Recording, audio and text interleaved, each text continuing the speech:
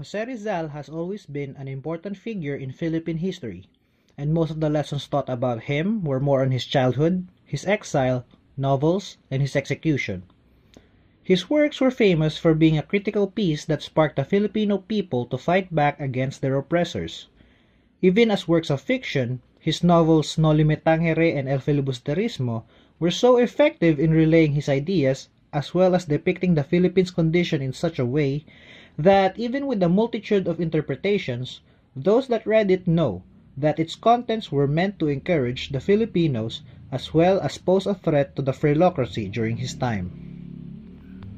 According to Lahiri, 1999, Rizal the novelist was more interesting than Rizal's explicit polemics.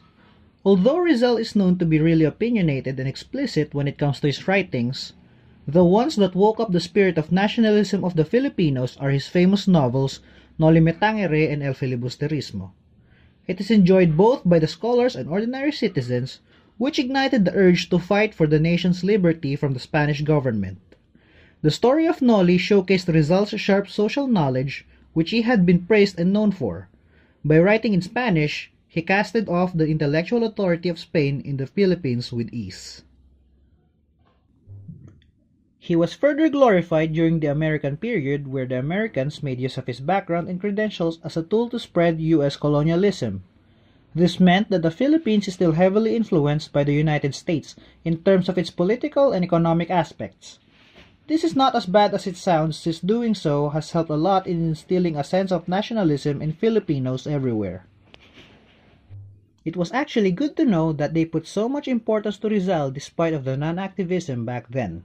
They looked over the sufferings and changes that Rizal had made for the people, all the while dedicating various mythical origins to him to be more well known. The readings briefly explained how Rizal not only focused on being a novelist and making his famous books, but also considered politics in his life, which was a big help for the freedom of many. All of this may sound good and all, but not everything that is related with Rizal would be considered okay by most people. An example of this are the Rizalistas. They are a group of people who believe that Rizal would come back to life and emerge in Mount Makiling. They even went as far as to believe that by following him and having faith in him, they would also acquire supernatural powers such as healing powers and invulnerability to bullets.